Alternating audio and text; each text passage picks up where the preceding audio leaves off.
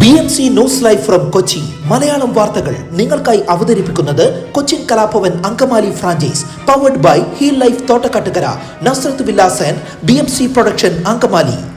നമസ്കാരം. BMC radio Malayalam വാർത്തകളിലേക്ക് സ്വാഗതം.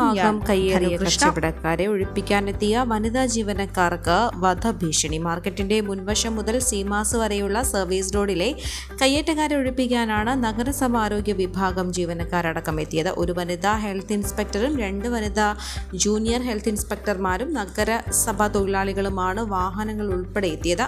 ശനിയാഴ്ച രാവിലെ 8:30 സംഭവം. റോഡിലും മറ്റും കയ്യേറി വെച്ചിരുന്ന സാധനങ്ങൾ നീക്കം ചെയ്യാനെത്തിയ ജീവനക്കാരെ സംഘം ചേർന്നെത്തിയ കച്ചവടക്കാർ തടയുകയായിരുന്നു. തുടർന്ന് ജീവനക്കാരെ ഭീഷണിപ്പെടുത്തുകയും അസഭ്യം പറയുകയും ചെയ്തിരുന്നു. വനിതാ ജീവനക്കാരെ കേട്ടാൽ അറയ്ക്കുന്ന വാക്കുകൾ ഉപയോഗിച്ച് തെറി അഭിഷേകം നടക്കുകയായിരുന്നു. ഇതേ തുടർന്ന് ജീവനക്കാർ പോലീസിനെ വിവരം അറിയിച്ചെങ്കിലും അവർ തിരിഞ്ഞു നോക്കിയില്ലെന്നും ആക്ഷേപമുണ്ട്. കച്ചവടക്കാരുടെ എതിർപ്പിനെ ശക്തമായി നേരിട്ട ജീവനക്കാർ കയ്യേറ്റം ഒഴിപ്പിച്ചാണ് മടങ്ങിയത്. കഴിഞ്ഞയാഴ്ച ഇത്തരത്തിൽ ഒഴിപ്പിച്ചിരുന്നു. എന്നാൽ കച്ചവടം വീണ്ടും എത്തുകയായിരുന്നു. വ്യാപാരികൾ അസഭ്യം പറയുകയും ഭീഷണിപ്പെടുത്തുകയും ചെയ്തതിനെ തുടർന്ന് ജീവനക്കാർ റൂറൽ SPക്ക് പരാതി നൽകി. ഭീഷണിപ്പെടുത്തുന്നവരുടെ വീഡിയോ, ഫോട്ടോ എന്നിവ സഹിതമാണ് പരാതി നൽകിയത്.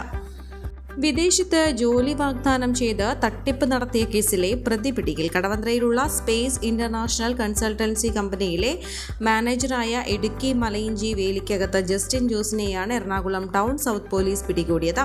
ഹംഗറിയിൽ വെയർഹൌസ് വർക്കറായി ജോലി വാഗ്ദാനം നൽകി ചേർത്തല സ്വദേശിയിൽ നിന്ന് 50,000 രൂപ തട്ടിയെടുത്ത സംഭവത്തിലാണ് അറസ്റ്റ്.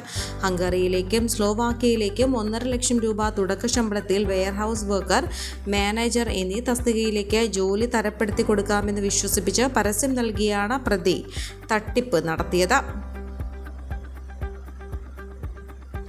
പ്രത്യേക സാമ്പത്തിക മേഖലയ്ക്കു സമീപം ഒഡീഷ സ്വദേശി കിഷോറിന്റെ തട്ടുകടയിൽ നിന്ന് കിലോ കണക്കിന് നിരോധിത പുകയില ഉൽപ്പന്നങ്ങൾ തൃക്കാക്കര നഗരസഭ ആരോഗ്യ വിഭാഗം പിടികൂടി. മുമ്പും പലതവണ ഇതേ കുറ്റത്തിന് പിടിയിലായ ഇയാൾ ചിറ്റേത്തുകരയിലും പരിസരങ്ങളിലുമായി അനധികൃത തട്ടുകട നടത്തിവരികയായിരുന്നു. കഴിഞ്ഞ മാസം ഇയാളുടെ 8 അനധികൃത തട്ടുകടകൾ നഗരസഭ പൊളിച്ചു നീക്കിയതോടെ മുനിസിപ്പൽ ലൈസൻസുള്ള കടയിൽ ഇയാൾ ലഹരി ഉൽപ്പന്നങ്ങൾ വിറ്റഴിച്ചു വന്നത്.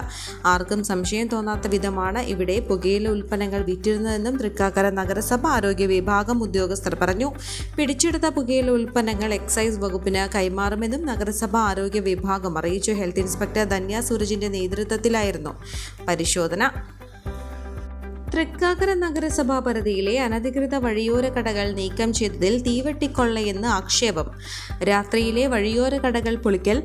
1ാം ഘട്ട പൂർത്തീകരണത്തിന് 5 ദിവസത്തെ ബിൽ തുക 8.16 ലക്ഷം രൂപ. ഇതിൽ JCB ടിപ്പർ വാടക വന്നിരിക്കുന്നത് 4 ലക്ഷം രൂപയാണ്. പിക്കപ്പ് വാഹന വാടകയ്ക്കെടുത്ത വകയിൽ 1.5 ലക്ഷം രൂപയും ഗ്യാസ് കട്ടർ വാടക 58,500, ജനറേറ്റർ വാടക 47,600, കാർ വാടക 17,600, ലേബർ ചാർജ് 1.5 ലക്ഷം എന്നിങ്ങനെ 8,16,265 രൂപയുടെ ബില്ലാണ് 1ാം ഘട്ടം നൽകിയിരിക്കുന്നത്. 5 ലക്ഷം രൂപ അഡ്വാൻസായി നൽകിയിരുന്നു.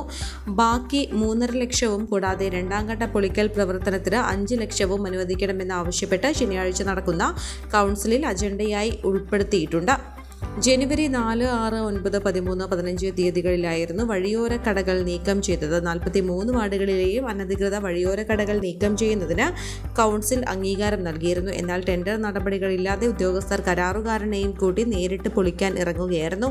നഗരസഭ എഞ്ചിനീയറിംഗ്, ഹെൽത്ത്, NULM വിഭാഗങ്ങളിലെ ഉദ്യോഗസ്ഥരായിരുന്നു പൊളിക്കൽ നടപടിക്ക് നേതൃത്വം നൽകിയത്. നഗരസഭയ്ക്ക് മാലിന്യ ശേഖരണത്തിന് ഉപയോഗിച്ചു വരുന്ന പിക്കപ്പ് വാഹനങ്ങളും ഉദ്യോഗസ്ഥ യാത്രാ സൗകര്യത്തിന് നിരവധി വാഹനങ്ങളും നിലവിലുള്ളപ്പോഴാണ് ലക്ഷങ്ങൾ ചിലവഴിച്ച് പുറത്തുനിന്ന് വാഹനങ്ങൾ വാടകയ്ക്കെടുത്തത്. കൂടാതെ JCB ഉൾപ്പെടെയുള്ളതിന്റെ വാടകയിലും പകൽക്കൊള്ള നടക്കുന്നതായും പരാതി നൽകിയതായി സുബൈർ ഉള്ളംപള്ളി പറഞ്ഞു. നഗരസഭ സെക്രട്ടറിക്ക് പരാതി നൽകിയിരുന്നെങ്കിലും കൃത്യമായ മറുപടി ലഭ്യമായിട്ടില്ല. കോവിഡാനന്തര കാലഘട്ടത്തിൽ ജീവിതശൈലി രോഗങ്ങളുള്ളവർക്ക് സന്തുലിതമായ ആരോഗ്യ പരിപാലനത്തിന് ആലവിക്കടുത്ത് തോട്ടക്കാട്ടുകര ജംഗ്ഷനിൽ ഹീൽ ലൈഫ് തുറന്ന പ്രവർത്തനം ആരംഭിച്ചിരിക്കുന്നു. ഫിസിയോതെറാപ്പി, സൈക്കോളജി, ആയുർവേദ ചികിത്സകൾക്കായി 8089011172 ബന്ധപ്പെടാവുന്നതാണ്. അതിഥി തൊഴിലാളി സ്ത്രീയുടെ വീട്ടിൽ പ്രസവാനന്തര ശുശ്രൂഷയ്ക്ക് നിന്ന് ട്രാൻസ്ജെൻഡർ 1 മാസം പ്രായമുള്ള ആൺകുഞ്ഞിനെ തട്ടിക്കൊണ്ടുപോയ സംഭവത്തിൽ 2 പേർ അറസ്റ്റിൽ. കുഞ്ഞിനെ പോലീസ് കണ്ടെടുത്തു. മാതാപിതാക്കൾക്ക് കൈമാറി. അസം സ്വദേശിയായ ട്രാൻസ്ജെൻഡർ റിങ്കി, സുഹൃത്ത് അസം സ്വദേശി റഷീദുൽ ഹക്ക് എന്നിവരാണ് പിടിയിലായത്. പെരുമ്പാവൂർ നെടുന്തോട് താമസിക്കുന്ന ബീഹാർ സ്വദേശിയുടെ കുഞ്ഞിനെ വെള്ളിയാഴ്ച രാത്രി 8-ന് ട്രെയിൻ യാത്രക്കിടെയാണ് തട്ടിക്കൊണ്ടുപോയത്. പ്രസവാനന്തര ശുശ്രൂഷയ്ക്ക് പ്രതിഫലമായി റിങ്കി 70,000 രൂപ ആവശ്യപ്പെട്ടിരുന്നു. അതിന് തയ്യാറല്ലെങ്കിൽ കുഞ്ഞിനെ തനിക്ക് നൽകണമെന്നും പറഞ്ഞു. ഇത് സംബന്ധിച്ച് തർക്കം നിലനിൽക്കുന്നതിനിടെ ബീഹാറിലേക്ക് പോകാൻ ഇരുവരും കുഞ്ഞുമായി ആലുവ റെയിൽവേ സ്റ്റേഷനിൽ നിന്ന് ട്രെയിൻ കയറി. ട്രെയിൻ നീങ്ങി തുടങ്ങിയ ഉടൻ റിങ്കി കുഞ്ഞിനെയും കൊണ്ട് പ്ലാറ്റ്ഫോമിലേക്ക് ചാടുകയായിരുന്നു. കുഞ്ഞിന്റെ അമ്മ അങ്കമാലിയിൽ ഇറങ്ങി തിരികെ ആലുവയിലെത്തി പോലീസിൽ പരാതി നൽകി. സ്റ്റേഷനിലെ ക്രൈം ഗാലറിയിൽ പ്രതിയുടെ ഫോട്ടോ പരാതിക്കാരി തിരിച്ചറിഞ്ഞു. റിങ്കിയുടെ വാടക വീട്ടിൽ പോലീസ് എത്തിയപ്പോഴേക്കും അവർ കുഞ്ഞിനെയും കൊണ്ട് കടന്നു.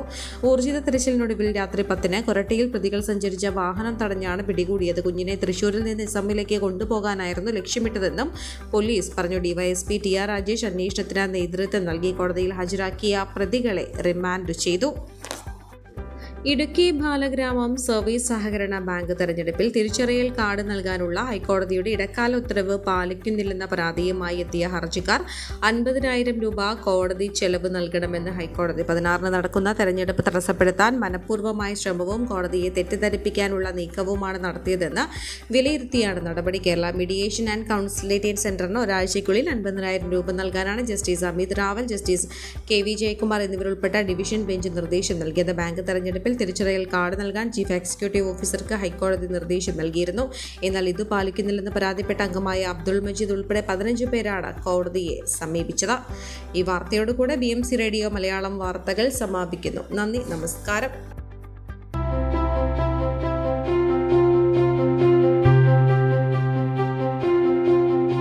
അങ്കമാലി പ്രദേശത്തെ കലാവിദ്യാർത്ഥികൾക്ക് സുവർണ അവസരം. ലോക പ്രശസ്ത കലാവിദ്യാലയമായ കൊച്ചിൻ കലാഭവന്റെ അങ്കമാലി ഫ്രാഞ്ചൈസി കരയാമ്പറമ്പിനടുത്ത് എളവൂർ കവലയിലുള്ള സ്പ്രിംഗ്ഫീൽഡ് കെട്ടിടത്തിൽ പ്രവർത്തനം ആരംഭിച്ചിരിക്കുന്നു. Classical dance, cinematic dance, Carnatic music, Zumba dance എന്നീ വിഷയങ്ങളിൽ പ്രഗത്ഭരായ അധ്യാപകർ ക്ലാസുകൾ നയിക്കുന്നു. കൂടുതൽ വിവരങ്ങൾക്ക് ബന്ധപ്പെടുക 9995208614.